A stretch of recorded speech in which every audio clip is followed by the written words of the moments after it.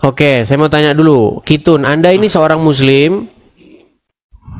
Iya, kebetulan dulu saya agama Muslim, namun saat ini melihat kerusakan agama Muslim, Abang. Seperti itu. Melihat kerusakan agama Islam. Oke, baik. Apa itu? Yang diikat-ikat itu apa itu? Kok seperti besar sekali itu apa? Iya, ini mic juga, dan ya memang mic gitu lah. Oke, baik. Jadi sekarang ini Anda ini masih Islam atau bagaimana? Sudah keluar ya, karena banyak sekali kerusakan di agama Islam.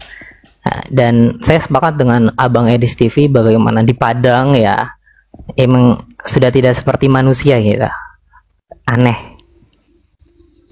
Oke, baik.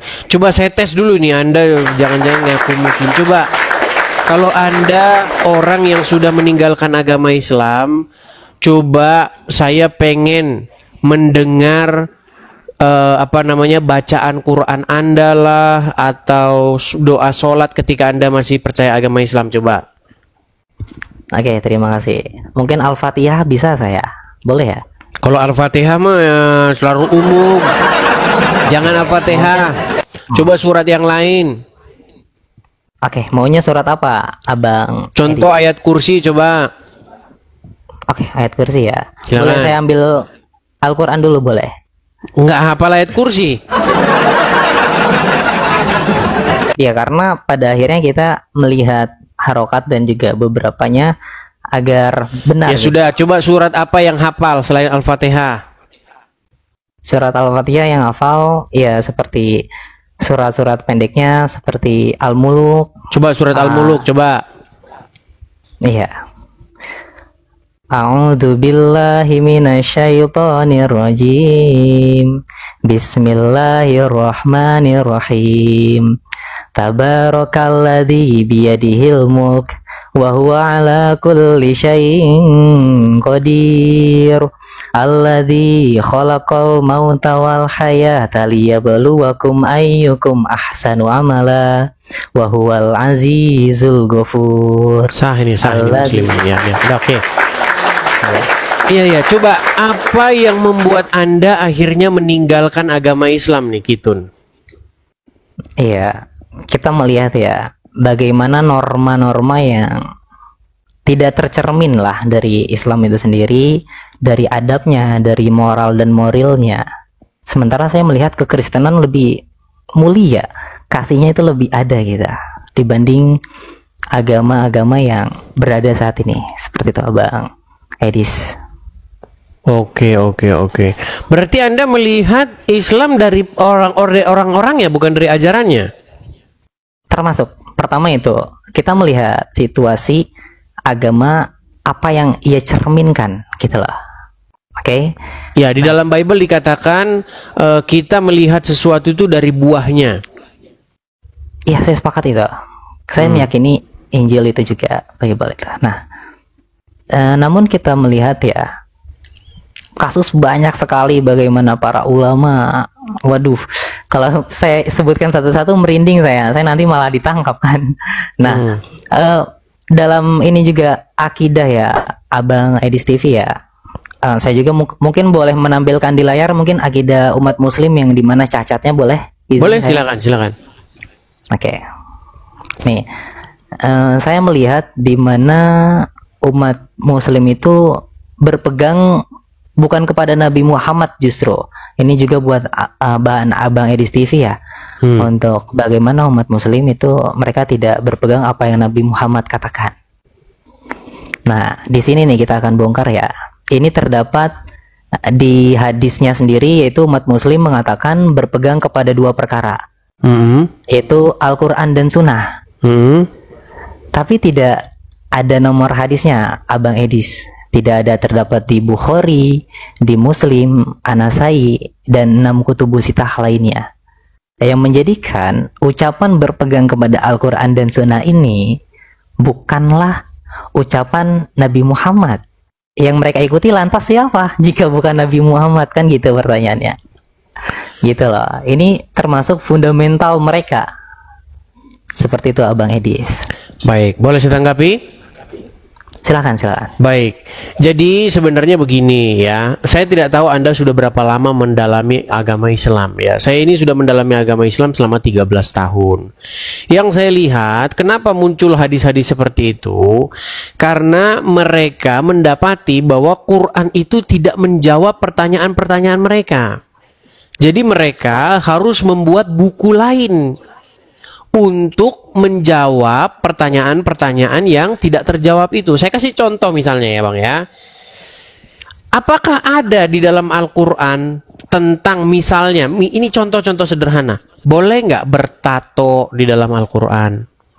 Karena nggak ada hukumnya. Iya, tepat. Boleh nggak misalnya di dalam Al-Quran bersunat atau tidak bersunat? Tidak ada dalam Al-Quran. Apakah dalam Al-Quran ada perintah bersunat? Nggak ada. Kita mau baca sampai 1000 kali pun tidak bakal ketemu tentang sunat itu. Nah, makanya muncul yang Anda barusan kutip tadi, hadis-hadis yang palsu tadi, yang mursal itu tadi kata Anda. Aku tinggalkan kepada kalian Quran dan As-Sunnah. Sebenarnya ayat itu dikarang supaya apa? Supaya umat muslim punya jawaban atas dalam tanda kutip absennya Al-Quran menjawab pertanyaan-pertanyaan itu. Maka dikaranglah kitab-kitab lain untuk menyempurnakan Al-Quran yang memang tidak lengkap. Saya sepakat Al-Quran tidak lengkap memang. Tidak lengkap. Tetapi ada ayat Al-Quran yang mengatakan bahwa Al-Quran itu menjelaskan segala sesuatu. Di dalam surat An-Nahl ayat 89, sesungguhnya Al-Quran itu adalah kitab yang menjelaskan segala sesuatu. Tapi ketika ditanya apakah kita harus sunat atau tidak, Al-Quran nggak tahu. Iya, betul. Bahkan hukum hakamnya pun tidak jelas ya. Nabi Muhammad tidak mengatakan dan beliau mengadakan suatu perkara yang baru. Iya. Seperti ilmu yang mungkin Abang Edis lebih mengetahui ya, soal ilmu mantik, sorof, balago kan Nabi Muhammad tidak pernah mengajarkan. Nggak ada. Itu semua karang-karangan para ulama begitu. Mereka harus membuat yang sedemikian rupa, yang sedemikian rumit untuk menghalangi orang Islam membuka Al-Quran. Makanya dikatakan kalau kamu tidak sesuai dengan pemahaman para ulama, kamu sesat. Itu adalah sebagaimana mereka akan membuat sebuah pengaruh begitu terhadap orang-orang awam sehingga mereka akhirnya dikontrol. Iya. Akhirnya mereka tidak punya keberanian untuk mendalami Al-Quran. Mereka tidak punya kapasitas untuk memahami Al-Quran. Yang punya kapasitas hanya ulama-ulama saja begitu. Iya, dan juga saya akan menampilkan satu layar lagi, boleh ya, Mbak? Silakan. Ini ada yang dikategorikan Nabi Muhammad justru yang mengatakan para ulama di akhir zaman. Jadi Nabi Muhammad yang sendiri yang memberikan sebuah justifikasi kepada mereka gitu lah. Ini terdapat di Al-Misikat Al-Masabi, hadisnya juga sahih nomor 276, di mana mengatakan Nabi Muhammad di akhir zaman Islam hanya tinggal namanya gitu. Iya, betul. Dan Al-Quran tulisannya saja, masjidnya megah namun tidak ada hidayah di dalamnya. Nah, dilanjutkan oleh Nabi Muhammad di sini, para ulama, nah di atas ini nih, para ulama mereka orang yang paling sejahat-jahatnya makhluk. Ya. Tapi gini Bang, itu semua bertentangan dengan omongan Muhammad sendiri. Pokoknya setiap Muhammad ngomong sesuatu, nanti ada yang bertentangan dengan omongannya itu. Contoh nih, bahwa agama Islam nanti itu akan terasa asing, betul nggak? Bahwa agama Islam itu akan ditinggalkan, bahkan orang merasa aneh dengan sebutan agama Islam, betul? Ya. Artinya menurut prediksi Muhammad, agama Islam itu akan punah, akan musnah, betul? Iya, akan habis. Tapi nanti di sisi yang lain mengatakan Islam akan berjaya. Makanya satu sama lain akan cakar-cakaran.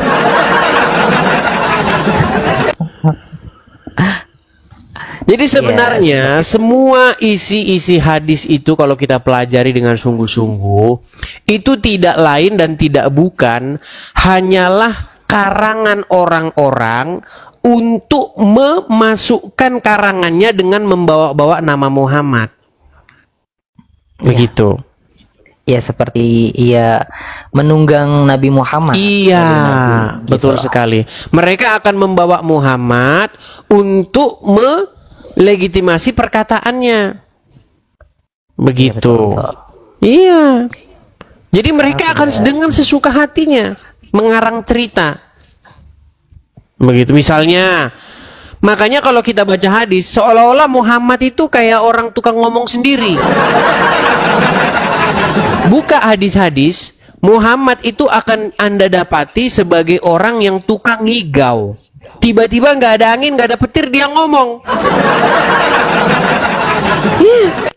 Contoh, salah satu yang membuat ini, contoh, masalah misalnya tentang apa? Yang umum yang orang Muslim ini. Misalnya sholatlah kamu sebagaimana kamu melihat saya sholat gitu.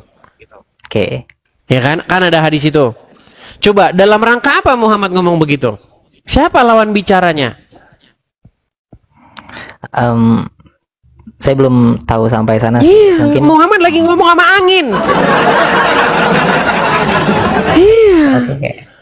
Setiap kita lihat, kalau Muslim, mereka mengatakan mereka melakukan sebuah sortir terhadap hadis itu dengan metode perawi, sanad, ya kan?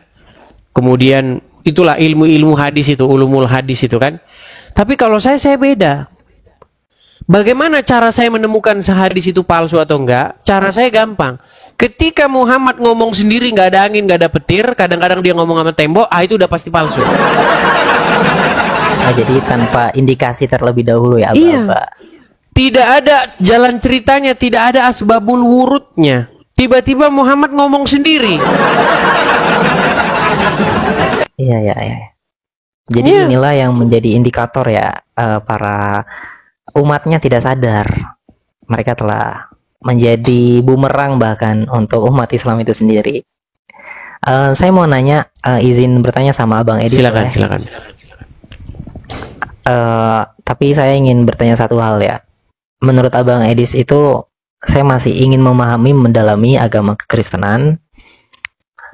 Bagaimana sih cara kita mengenal Tuhan itu sendiri, mungkin dengan perspektif Abang Edis melihat? Ya, dengan memahami firman-firmannya, dengan memahami apa yang diajarkannya, begitu.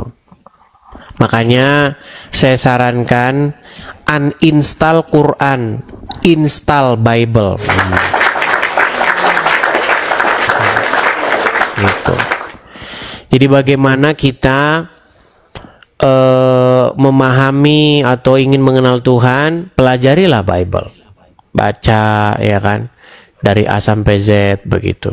Saya sudah lakukan itu, Bang. Saya sudah lakukan membaca Al-Quran dan membaca Bible. Saya nggak mau katanya. Oke. Setelah saya pelajari, memang kesimpulan saya itu. Setiap orang yang membaca Al-Quran dan membaca Bible dengan sungguh-sungguh pasti akan menyimpulkan kesimpulan yang sama dengan saya, bahwa Al-Quran tiada lain adalah buku yang isinya banyak menjiplak isi Bible, tapi jiplaknya buru-buru sehingga ngacau balau. Ya, saya juga melihat ya, ketika baca Bible sendiri itu dikisahkan Nabi Adam, namun di dalam Al-Quran itu sangat sedikit kisah dari Nabi Adam berbanding Bible sangat detail. Ya. Itulah. Tapi sekalipun demikian, Bible tidak pernah mengklaim bahwa buku ini sangat detail, menjelaskan segala sesuatu. Nggak pernah Bible mengklaim buku seperti itu. Tapi Quran, buku yang hanya seperti itu. Buku ini menjelaskan segala sesuatu. Tapi ditanya, kenapa orang sunat? Quran tidak tahu. Ya, Gitu. oke.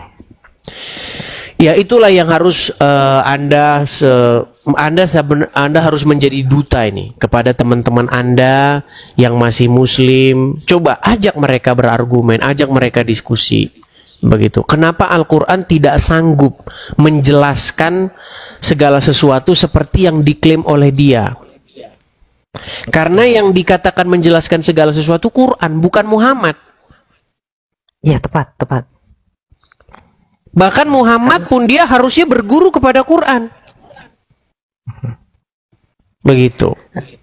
Dan banyak sekali yang berguru kepada ulama, ia tidak berguru kepada Qurannya itu sendiri. Iya. Gini loh, maksud saya, mereka mengatakan Nabi Muhammad tidak bisa baca tulis ya. Itu kan tuduhan ya. Sementara di dalam Al-Quran banyak ayat yang mengatakan Nabi Muhammad membaca gitu. Iya. Jadi mereka lebih mendengar kepada para ulama atau kepada Al-Quran itu sendiri. Kan dilema jadinya.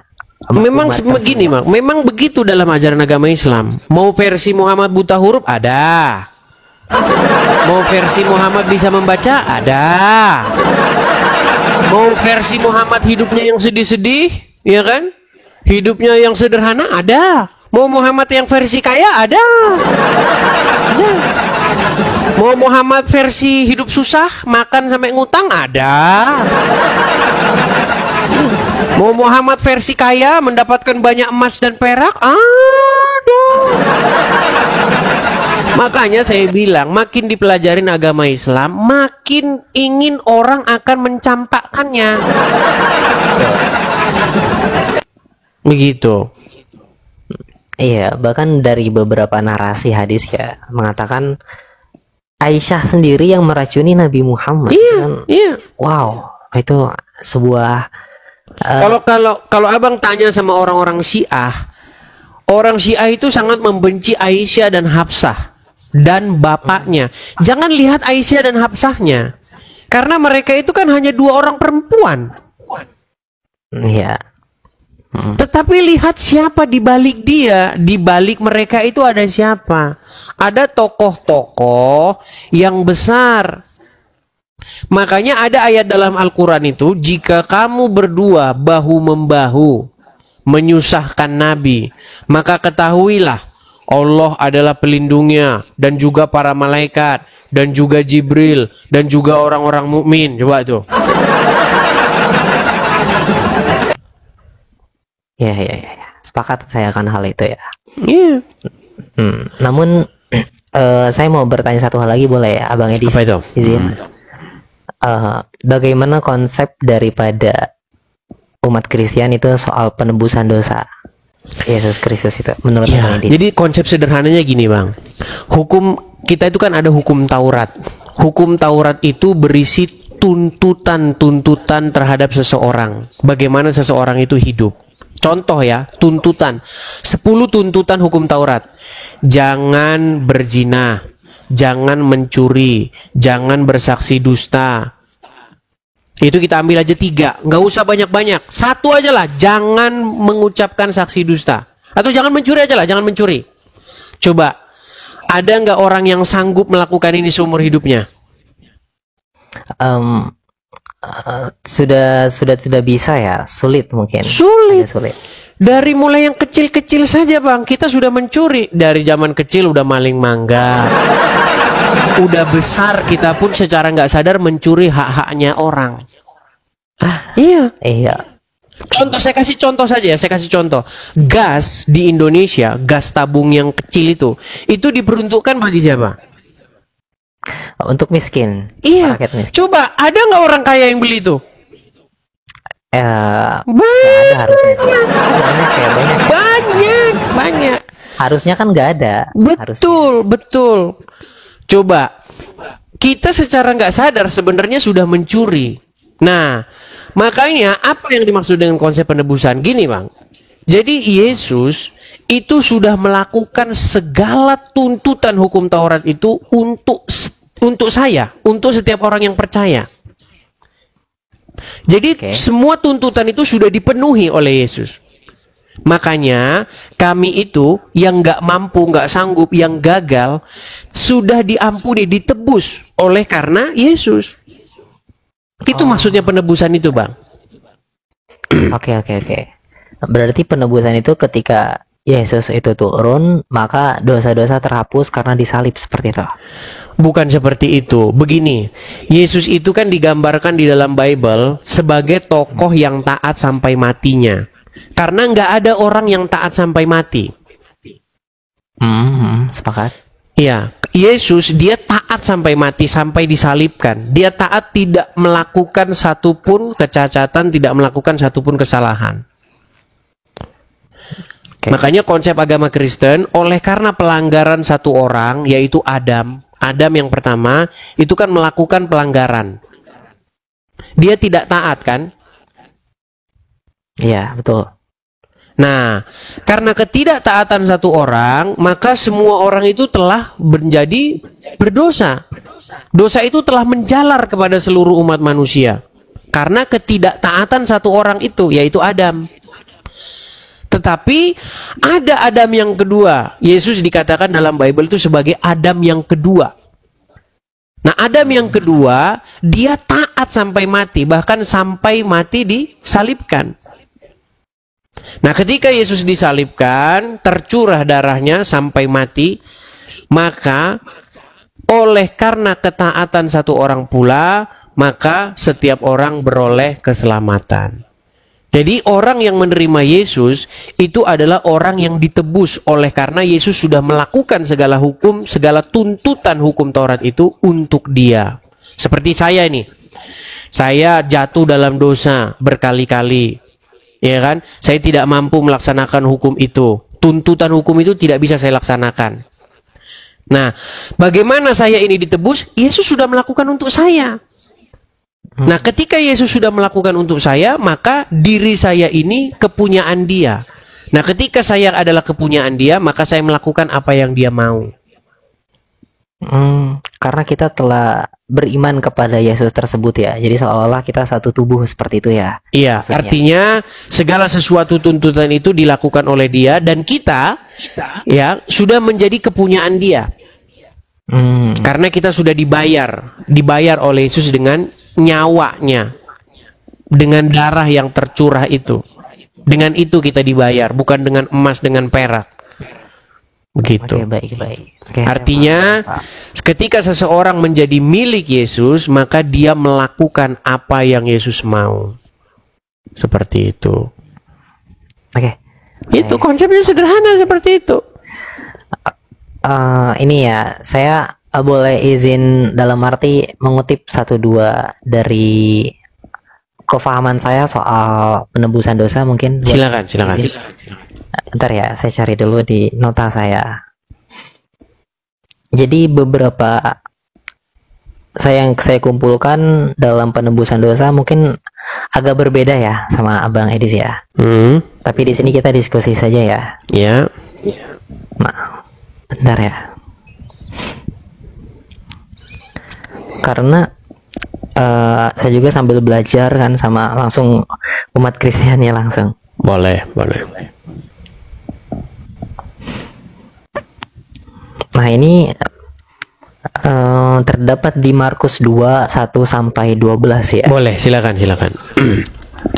Di sini kan mengatakan ya di Markus 2-12, Yesus itu masih hidup dan dia mengampuni orang yang dalam arti orang yang masih hidup. Dibaca saja boleh. Dibaca saja biar ini. Ya. Iya. Beberapa hari kemudian ketika Yesus kembali ke Kapernaum, terdengar kabar bahwa dia berada di rumah. Banyak orang dikumpulkan sampai tidak ada tempat lagi, bahkan di dekat pintu sekalipun. Dan dia memberitakan firman kepada mereka. Lalu mereka datang kepada Yesus dengan membawa seorang lumpuh yang diusung oleh 4 orang. Ketika mereka tidak dapat membawa orang itu ke dekat Yesus karena banyaknya orang, mereka membongkar atap tepat di atas Yesus. Setelah membongkarnya, mereka menurunkan kasur tempat orang lumpuh itu terbaring. Ketika Yesus melihat iman mereka, dia berkata kepada orang lumpuh itu, "Hai anakku, dosa-dosamu diampuni." Oke. Namun, beberapa ahli Taurat yang duduk di sana bertanya-tanya dalam hati mereka, "Mengapa orang ini berkata seperti itu? Dia sedang menghujat.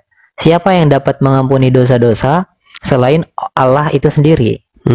Yesus segera mengetahui dari dalam rohnya. Bukan, Bahwa Yesus mereka segera mengetahui isi hati mereka. Oh, itu isi hati mereka ya? Iya. Oh, isi hati mereka, bahwa mereka bertanya-tanya dalam hati mereka. Iya, ya. Dia berkata kepada mereka, mengapa kamu bertanya tentang hal itu dalam hatimu? Mana lebih mudah mengatakan kepada orang lumpuh itu, dosa-dosamu diampuni, atau mengatakan bangun, angkat kasurmu dan berjalanlah. Akan tetapi, supaya kamu tahu bahwa anak manusia memiliki kuasa di bumi untuk mengampuni dosa. Oke. Dia berkata kepada orang lumpuh itu, aku berkata kepadamu, bangun, angkat kasurmu, dan pulanglah ke rumahmu. Orang lumpuh itu segera berdiri, mengambil kasurnya, dan pergi keluar melewati semua orang. Mereka semua takjub dan memuliakan Allah serta berkata, kami belum pernah melihat hal yang seperti ini. Markus 2, 1-12. Oke. Lalu, di sini pertanyaan berarti, berarti di sini sebetulnya Yesus tidak perlu menumpahkan darah ya. Dalam arti Ia di mana Yesus menumpahkan darah? Ini pemahaman-pemahaman yang orang salah paham. Di mana ada Yesus menumpahkan darah? Iya, sebentar. Maksud saya di sini berarti ketika hidup Yesus hidup, Ia dapat mengampuni dosa, betul? Iya. Nah, berarti indikasinya ketika Yesus mengatakan hal ini dalam pengampunan dosa yang tadi Abang Edis katakan, Ia ditebuskan dosanya karena penyaliban tersebut ya. Jadi dosanya siapa yang ditebus? Dosa seluruh manusia umat Kristen. Enggak, kata siapa? Dosa Islam tetap aja ada di situ. Dosa umat Kristen maksudnya? Enggak, bukan dosa umat Kristen. Setiap orang yang menerima Yesus, maka dia itu tidak diperhitungkan lagi dosa dan pelanggarannya. Oh, jadi sudah diberikan keselamatan ya? Iya. Peristiwa yang Anda kutip di dalam Markus tadi itu tidak berkaitan dengan apa yang barusan kita bahas. Oke. Begitu. Di mana ada Yesus menumpahkan darah? Ini paham-paham yang disalahpahami oleh orang terhadap kekristenan. Di mana ada Tuhan menumbalkan anaknya, di mana? Nggak ada itu dalam ajaran Kristen tuh, nggak ada. Nggak ada. Di mana? Makanya saya heran begitu. Kadang-kadang orang bisa berpikir seperti itu karena penjelasan orang-orang Kristen yang dalam tanda kutip goblok. Nggak ada Tuhan numbalin, nggak ada. Yesus itu di dalam Bible, baca dari A sampai Z, dari Matius sampai Yohanes, dia itu memberitakan kebenaran. Tetapi orang-orang Yahudi itu tidak menerima dia. Maksudnya orang-orang ahli-ahli Tauratnya, pemuka-pemuka agama Yahudi tidak menerima dia. Sehingga Yesus diserahkan kepada pemerintahan pada saat itu untuk disalibkan. Yang menyalibkan Yesus apa? Apakah Bapa di surga? Tidak. Yang menyalibkan Yesus itu adalah orang-orang yang tidak percaya kepada Dia. Tetapi Yesus di situ tidak melakukan dosa begitu loh. Dalam pengertian dia tidak melakukan hal-hal yang melanggar hukum Taurat itu.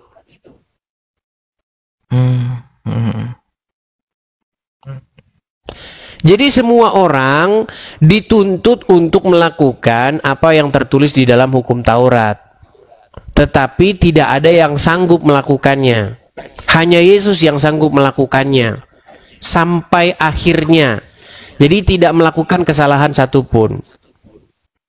Nah, karena hal itu maka itu dianggap sebagai kebenaran.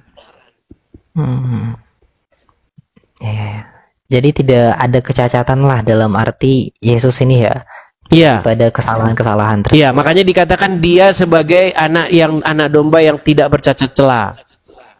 Masya Allah. Haleluya, haleluya. Iya, dan dia tidak datang mempersembahkan darah binatang, darah domba dibawa untuk seperti yang dilakukan oleh imam-imam besar. Tetapi dia membawa darahnya sendiri. Itu pengertiannya, maksudnya dia membawa kesolehan dan ketaatannya sendiri kepada Bapa di sorga. Oh, seperti itu pemahamannya. Baik-baik. Iya. Jadi saya dapat poin ya dari tadi awal tentang bagaimana Tuhan yang dimaksudkan. Yang kedua ini soal penebusan dosa. Iya, masalahnya begini. Sebenarnya masalahnya bukan ini. Masalahnya banyak orang belum buka Bible, tapi ingin tanyanya terlalu jauh. Iya, takut. Iya. Tuhan. Jadi percuma gitu loh. Lebih bagus buka dulu Bible. Kemudian kalau didapati ada pertanyaan-pertanyaan yang baru tidak dimengerti, nah itu baru lebih enak. Sebenarnya udah jelas kok dalam Bible itu. Banyak orang itu nggak mau baca. Iya. Jangankan Anda, yang Kristen banyak nggak mau baca. Ya karena saya lihat sendiri ya, itu dua sampai 3 kali lipat kayaknya Al-Quran itu lebih tebal deh. Karena saking banyaknya itu. Bukan berarti Tidak. Al-Quran itu banyak berisi pengulangan-pengulangan. Seandainya kata-kata yang diulang-ulang dalam Al-Quran itu dipres jadi satu, Al-Quran itu jadinya hanya beberapa lembar saja. Oke. Begitu. Yang satu yang saya inginkan atau satu yang saya tangkap dari Anda punya Bible nggak di rumah? Kebetulan saya ada di PDF saja sih, udah download juga. Baru Cuma hanya download. baca-baca. Iya. Belum pernah baca. Dibaca di sini. Saya baru mempelajari sebulan 2 bulan seperti itu. Iya, coba dipelajari dulu. Nanti kalau sudah dibaca, dipahami, baru nanti ngerti apa yang saya maksudkan, seperti itu. Iya, mungkin Jadi nggak ada rekomendasi. konsep-konsep dari dalam Kristen bahwa bapak atau Tuhan numbalin anaknya sendiri, nggak ada itu. Iya. Berarti yang berucap seperti itu adalah Kristen yang salah gitu ya? Iya, itu orang-orang Kristen yang goblok yang sama. Nggak ada itu. Oke. Nggak ada. Numbalin anaknya sendiri, nggak ada. Oke. Maksudnya bukan seperti itu. Bapa di surga itu ingin manusia itu menerima Yesus, tetapi manusia tidak menerimanya. Makanya orang-orang ahli-ahli Taurat dan orang-orang Farisi menyerahkannya kepada Pontius Pilatus untuk disalibkan. Tetapi Yesus tetap taat. Nah, karena ketaatannya, karena kebenarannya, maka dia dibangkit.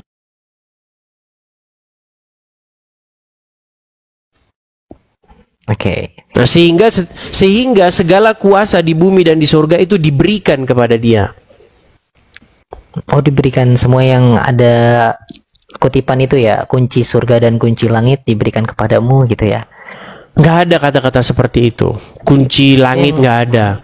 Iya, maksudnya Dikatakan di dalam Bible bahwa segala kuasa di bumi dan di surga telah diberikan kepadaku.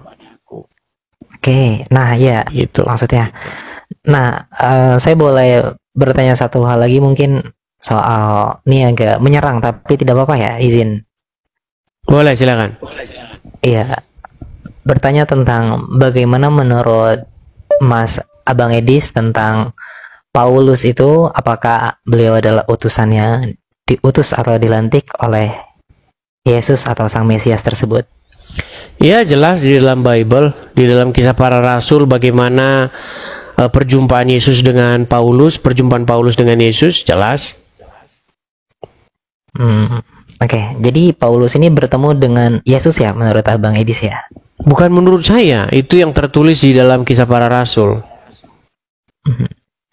Bagaimana Paulus ketika dalam perjalanannya ke Damsik, dia ingin membinasakan atau dia ingin melakukan persekusi terhadap orang-orang yang percaya kepada Yesus.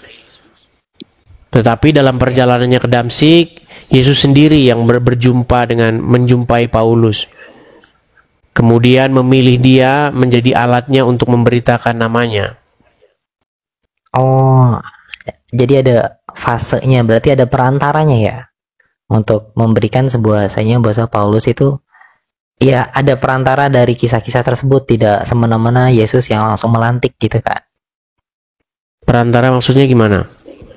Iya, yang penyambung daripada kan kalau Simon of Peter kan ia dilantik langsung kan oleh Yesus kan. Betul?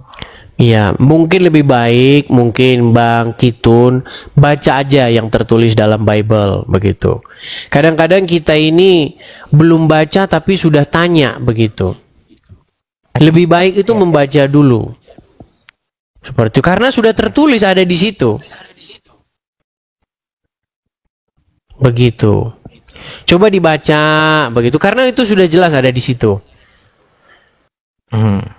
Itu kira-kira Itu sama seperti misalnya seperti ini loh, misal ada lowongan pekerjaan, udah dijelaskan semua di deskripsi itu, tapi nggak dibaca, makanya nanya. Banyak orang seperti itu, banyak. Iya ya. Oke. Jadi budaya malas membaca itu yang memang sulit begitu. Sudah ada semua di dalam deskripsi itu, tetapi masih ditanya begitu.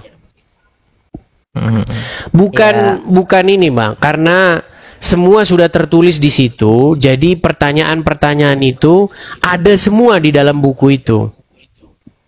Kalau tidak dibaca dulu ya persoalan ada jawabannya gitu ya. Bukan, itu pertanyaan-pertanyaan yang sebenarnya sudah jelas ada di situ. Seperti itu. Oke. Nanti kalau saya jelaskan pun nanti nggak nyambung juga. Baca aja di situ. Makanya ketika saya jelaskan tadi, Anda mengatakan perantara maksudnya gimana? Perantara gimana maksudnya? Iya. Ya seperti dalam arti kan kalau di agama Islam Nabi Muhammad itu melantik seorang utusan itu Ali bin Abi Thalib. Namun yang merebut kekuasaan yaitu Umar bin Khattab. Dan di mana dilantiknya? Itu di Ghadir Khum setelah Haji Wada Nabi Muhammad terakhir yang berada di kota Mekah dan di Madinah di antara itu, dan Nabi Muhammad berhenti. Dan ini terjadi ya, jadi gimana ya saya bilangnya ya.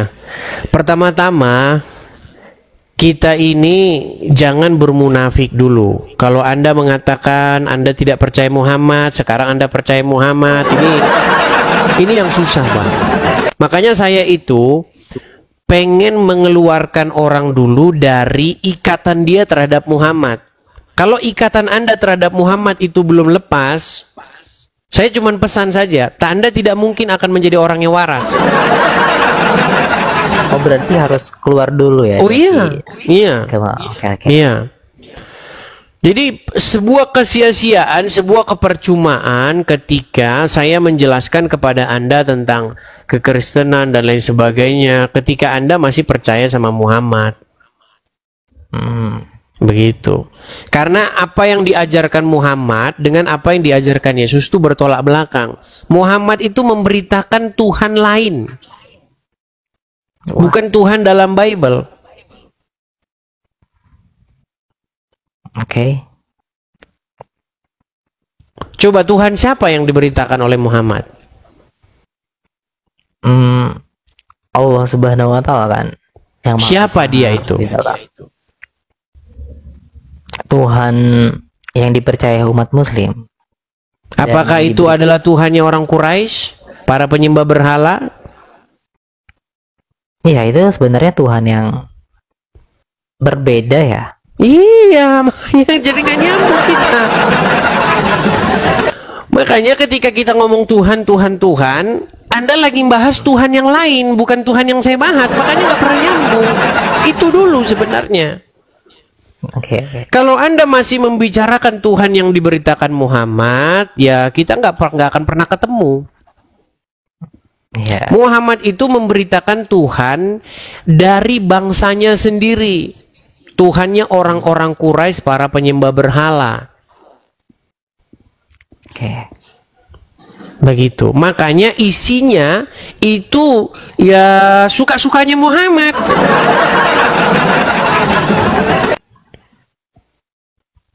Baik, baik, baik.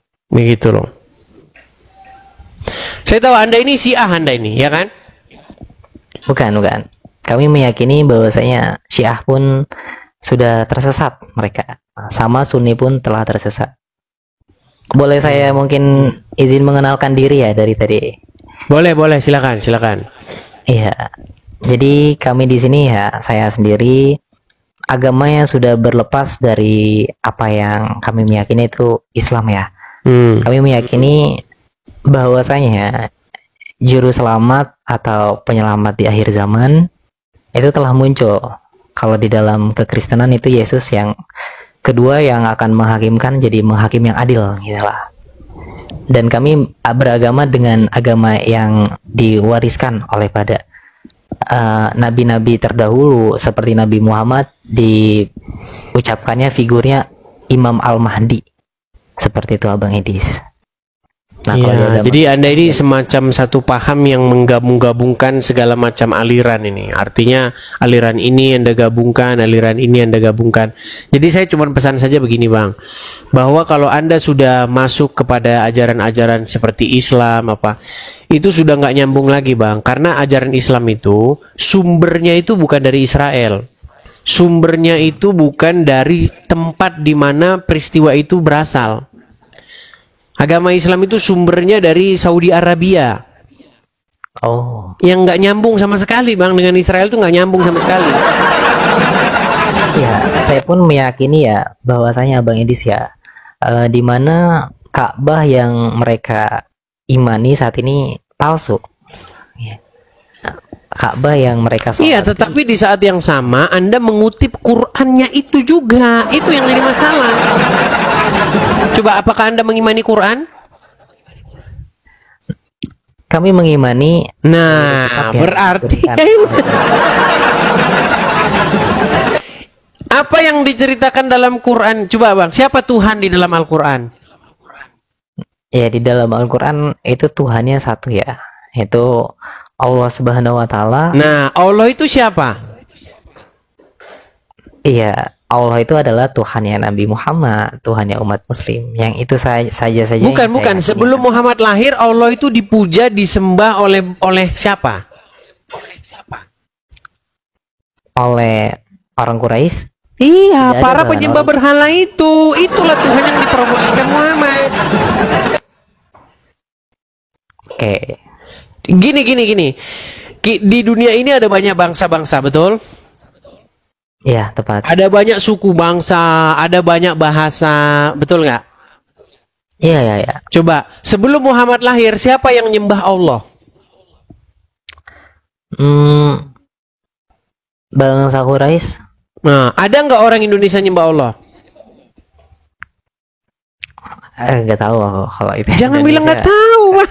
Karena mereka kan hanya. Kalau Anda bilang nggak tahu, berarti Anda nggak bisa melangkah maju lagi ke depan. Coba, kita orang Indonesia. Orang Indonesia ini terdiri dari banyak suku. Dan ada banyak bahasanya. Coba, ada nggak satu aja suku bangsa yang punya kosakata Allah di dalam kamus perbendaharaannya? Sepertinya tidak ada ya. Tidak ada. Belum menemukan. Itu menjadi satu bukti bahwa tidak ada yang menyembah Allah di Indonesia. Waktu Muhammad belum lahir, tidak ada Allah disembah di Indonesia. Bahkan disebut pun tidak ada. Karena kosakatanya pun nggak ada. Setuju nggak? Oke. Nah, Setuju. coba sekarang kita pergi ke Jepang. Ada nggak di Jepang yang menyebut nama Allah sebelum Muhammad lahir? Atau waktu Muhammad masih kecil? Tidak ada juga sepertinya ya. Nggak ada. Coba, Lalu Allah itu Tuhan-Tuhan hanya disebut di mana?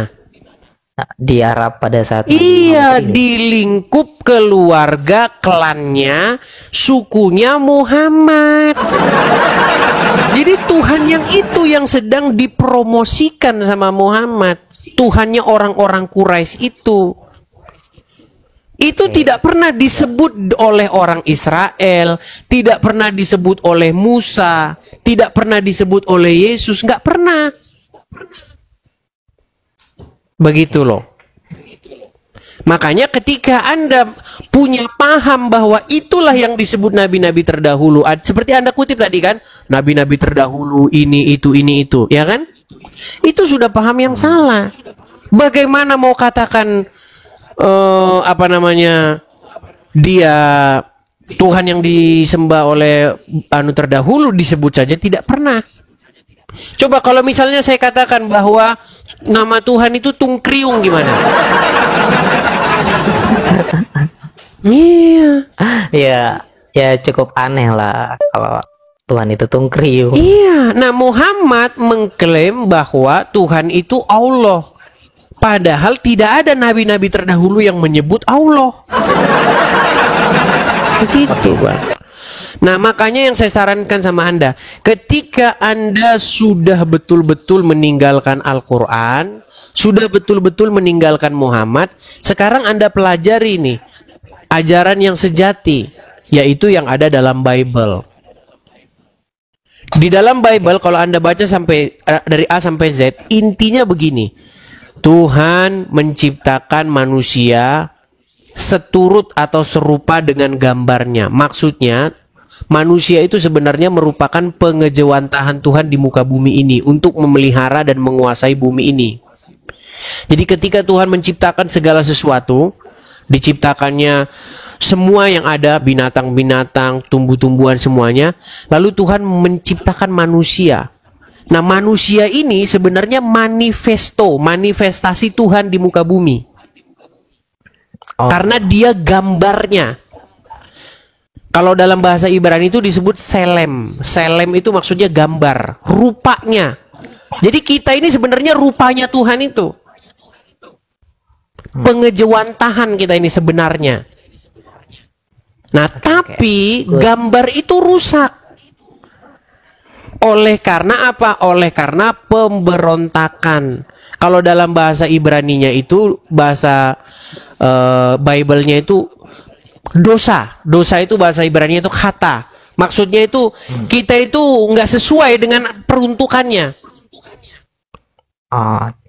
Nah, karena kita sudah meleset, maka ada manusia yang kedua. Yang datang yang kedua, Adam yang kedua. Karena Adam yang pertama itu gagal, sehingga semua keturunannya ini gagal semua. Jadi produk gagal semua. Nah, baru datanglah Yesus, yaitu manusia yang kedua, Adam yang kedua. Nah, dari lahir sampai matinya, Yesus itu dia tidak melakukan pelanggaran. Makanya Yesus membuat kita menjadi manusia baru. Namun tidak. Gimana? Lalu Yesus pelanggaran itu ia tidak melanggar. Ya, Yesus tidak melakukan pelanggaran itu. Makanya dia itu merupakan gambar daripada dia yang sejati, begitu. Nah, jadi semua orang itu supaya jadi seperti Yesus, begitu loh. Makanya di dalam Yesus kita itu menjadi ciptaan baru, menjadi manusia baru. Seperti itu. Jadi intinya biar nggak panjang lebar, biar nggak capek-capek, Anda juga kan belum pernah baca. Intinya begini loh, supaya kita itu hidup seperti Yesus, jangan kayak Muhammad gitu loh. Kalau Anda belajar Islam, Anda itu disuruh hidup kayak Muhammad, bener nggak? Iya, tata caranya, wudunya bahkan. Iya. Seperti itu. Jadi Muhammad itu merupakan sebuah, kalau bahasa Islamnya itu suri tauladan. Maksudnya sebuah rule of model. Jadi semua orang itu harus mirip kayak Muhammad kalau Anda belajar Islam. Celananya cingkrang, jenggotan, ya kan? Terus matanya pakai calak-calak begitu, ya kan? Terus pagi-pagi ambil air wudhu, begitu. Jadi membentuk manusia sesuai karakternya Muhammad. Nah, di dalam Kristen itu sama, supaya membentuk manusia sesuai dengan karakternya Yesus. supaya dipulangin lagi nih manusia yang tadinya merupakan gambarnya Tuhan, dipulangin lagi. Contohnya apa? Contohnya kayak Yesus. Orang harus hidup taat sampai mati dengan tidak melakukan kesalahan. Begitu. Berarti kalau kita melihat ya, Yesus atau agama kekristenan ya, itu cukup baik ya kalau dikaji dengan benar dengan orang yang tepat gitu loh. Jadi saya juga dapat gambaran dari Abang Edis TV ini, ya memang Yesus adalah sosok sempurna dan kita harus tidak melakukan hal-hal seperti itu yang dilanggar oleh Tuhan sendiri. Iya, jadi harus melakukan persis seperti yang dilakukan oleh Yesus. Tapi apakah manusia sanggup? Kan nggak sanggup. Nah, ketika tidak sanggup, Yesus sudah melakukan untuk kita. Makanya keadilan di dalam Bible itu karena satu ketidaktaatan, karena satu pelanggaran, maka semua orang telah berbuat dosa, dan oleh karena juga satu kebenaran, karena satu ketaatan, maka semua orang beroleh pengampunan. Semua orang yang mana? Semua orang yang menerima Yesus. Makanya Yesus itu sebagai juru selamatnya. Makanya ketika saya menerima Yesus sebagai juru selamat saya, artinya saya udah punya nih, sudah punya seseorang yang melakukan untuk saya. Jadi ketika saya berdiri di hadapan takhta pengadilan, ada Yesus yang menjadi pembela saya, yang sudah melakukan segala sesuatu untuk saya. Nah, tetapi, ini banyak yang salah pahami oleh orang Islam. Kalau begitu ya suka-suka kita dong bebas berbuat dosa. Kalau udah ditebus dosanya ya berarti berbuat dosa aja. Nah, itu karena ya made in Arab itu tadi. Karena otaknya sudah dipenuhi kencing otak. Bukan begitu maksudnya. Seseorang yang sudah menjadi milik Yesus, dia melakukan apa yang Yesus mau. Oke. Ya, siap. Orang udah dibayar nih, udah ditebus sama Yesus. Berarti kepunyaan siapa dia? Contoh, saya kasih contoh. Ada, taruhlah misalnya kucing. Iya. Oke, kucing ini ada di Pegadaian. Terus saya tebus nih, saya bayar nih. Kucing ini saya bayar, saya tebus. Oke. Berarti kucing itu punya siapa sekarang? Iya, punya Abang Edis TV. Punya yang menebus. Nah, kalau punya yang menebus berarti dia harus sesuai dengan apa yang dipunyai oleh tuannya sekarang, betul nggak? Kan saya jadi tuannya sekarang, betul nggak? Jadi pemiliknya, sang empunya, betul nggak? Nah, ketika saya sang empunya, berarti dia ini harus seperti yang saya mau, bener nggak? Iyalah. Nah, begitu. Nah, seperti itu juga kekristenan. Karena kita sudah ditebus, maka kita ini punya tuan baru, punya tuan yang sekarang, yaitu Yesus. Oke. Nah, makanya kalau kita jadi kepunyaan Yesus, kita melakukan apa yang Yesus mau. Bukan seperti orang Islam, berarti kita bebas dong bikin dosa. Bukan begitu. Berarti segala kasihnya, segala apa yang dikategorikan oleh Yesus, kita harus menerapkan dengan sebaik mungkin karena kita sudah kepemilikan Yesus. Gitu. Iya. Jadi kekristenan itu berbicara mengenai hal itu. Berbicara mengenai orang yang sudah menjadi kepunyaannya Yesus. Nah, orang yang menjadi kepunyaan Yesus melakukan apa yang Yesus mau. Begitu. Disitulah Yesus tuh menjadi tuannya, menjadi Tuhannya. Begitu. Saya paham. Oke, berarti jadi kalau orang tidak melakukan apa yang Yesus perintahkan, maka Yesus itu bukan tuannya, bukan Tuhannya. Tapi Yesus itu musuhnya orang itu. Contoh. Yesus menyuruh saya. Apa misalnya Yesus suruh saya belok kanan, lalu saya belok kiri. Berarti Yesus itu bukan Tuhan saya, dia bukan Tuhan saya. Ya, karena tidak seharmoni ya dalam gerakannya. Iya. Nah, banyak orang tidak paham itu. Tiap hari orang debat Tuhan, Tuhan, Tuhan, Tuhan. Siapa Tuhanmu? Menuhankan siapa? Tapi nggak tahu menuhankan itu apa. Begitu. Oke. Jadi makanya sering saya katakan Tuhannya orang Islam tuh Muhammad. Orang Islam tuh kepunyaannya Muhammad.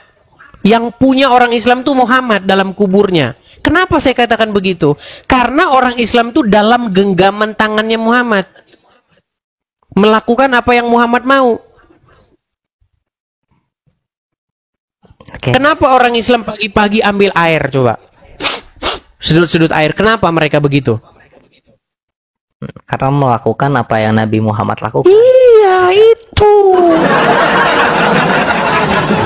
Makanya berbicara tentang Kristen, berbicara bagaimana seseorang itu dikendalikan oleh Yesus. Dikendalikan oleh Bapa di sorga dengan perantaraan firman-Nya yaitu Yesus. Yesus kan sekarang sudah naik ke sorga. Iya. Nah, makanya sekarang orang Kristen itu kan diutus oleh Yesus. Yesus mengutus yang namanya Roh Kudus. Roh yang daripada Tuhan. Nah, Roh Kudus itulah yang mengendalikan seorang Kristen. Nah, ketika Roh Kudus mengendalikan orang Kristen, sebenarnya itu sama saja dia dikendalikan oleh Yesus, sama saja dikendalikan oleh Bapa di sorga. Makanya ada istilah Tritunggal itu loh. Ada Bapa, ada Putra, ada Roh Kudus. Yang tiga tetapi satu. Oke. Ya, Di dalam Islam kalian juga seperti itu. Islam itu membuat dirinya takluk sama Allah dengan perantaraan Muhammad. Iya, benar. Makanya orang yang dikendalikan Muhammad di detik yang sama dikendalikan oleh Allah. Tapi makanya Islam mempertuhan itu maksud mempertuhan itu.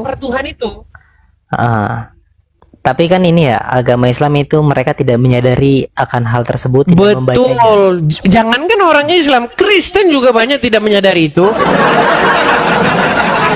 Karena kalau ditanya mempertuhan, orang nggak tahu mempertuhan itu menganggap dia sang pencipta, udah titik. Habis itu maling aja. Coba tanya orang, apa mempertuhan itu? Mempertuhan itu menganggap dia pencipta alam. Oke. Bukan itu mempertuhan. Kalau mempertuhan itu menganggap dia sang pencipta alam, berarti besok kita korupsi saja. Kita maling saja. Yang penting kan saya anggap dia pencipta alam. Udah kan? Hanya itu mempertuhan kan? Coba apa mempertuhan yang dipahami oleh orang-orang? Iya, mereka hanya menganggap Tuhan sebagai figur yang yang menciptakan alam semesta Tuhan. kan? Iya. Namun tidak kalau ditakuti goalnya, juga. kalau tujuannya adalah menganggap dia sang pencipta alam, berarti kan hanya itu tujuannya. Ya udah, saya anggap dia sang pencipta alam, udah beres. Habis itu kita ayo main judi. Yang penting kan saya anggap dia pencipta alam. Makanya orang tidak tahu mempertuhan itu apa. Kebanyakan orang nggak tahu mempertuhan itu apa. Mempertuhan itu bukan menganggap si Udin, si Anu menciptakan alam semesta. Bukan itu.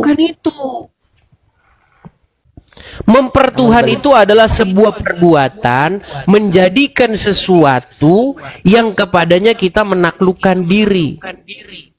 Iya, yang tadi dianalogikan seperti kucing tadi ya. Kita mengikuti membuat diri kita jadi kepunyaannya dia. Iya. Tuhan itu lawan katanya hamba. Tuhan atau Tuan itu kata yang sama itu. Cuman di Indonesia udah jadi kata yang berbeda. Padahal dalam bahasa aslinya itu kata yang sama. Dalam bahasa Yunani, kurios itu ya Tuan ya Tuhan, sama itu. Dalam bahasa Arab juga begitu. Rob itu ya Tuhan ya Tuhan, sama. Artinya sang empunya atau sang pengendali. Begitu. Nah, makanya kekristenan itu berbicara supaya kita itu menjadikan Yesus itu sebagai Tuan, sebagai Tuhan. Sama itu, kata yang sama. Bahasa Inggrisnya Lord. Sang empunya, gitu loh. Ternyata kalau dilihat dari definisi ya, dan sudah dipaparkan tadi, lebih masuk akalan Kristen gitu dibanding Islam yang sangat amat jauh dari cara penalaran, tidak bisa dijabarkan, bahkan kita hanya manut gitu loh, tidak melihat, membaca dan mendengarkan dengan cara yang benar, hanya percaya ya udah gitu. Jadi kesalahan mereka ketika mempercayai dia Tuhan, lalu ya umatnya melakukan korupsi atau bagaimana, tapi masih menganggapkan Tuhan. Lantas Iya, gimana karena Tuhan di dalam tersebut? otak mereka mempertuhan itu menganggap dia sang pencipta. Habis itu sudah. Iya, betul. Gitu loh. Jadi dengan itu ya ternyata emang umat Kristen lebih loyal dan lebih baik karena mereka tahu apa itu esensi Tuhan dan bagaimana cara memperlakukan dibanding agama Islam itu sendiri. Ya, yang dipahami banyak orang seperti itu, Bang. Makanya orang nggak paham. Oke. Gitu loh. Oke, seperti itu ya, Bang ya. Kita berikan kesempatan kepada yang lain ya. Iya, terima kasih ya. Sama-sama, sama-sama, Bang Kiten. Salam kenal Kiten. ya. Oke, saya turunkan ya. Salam, ya. الله ليس الكبير الله ليس كبير واشهد أن هناك الكثير مع الله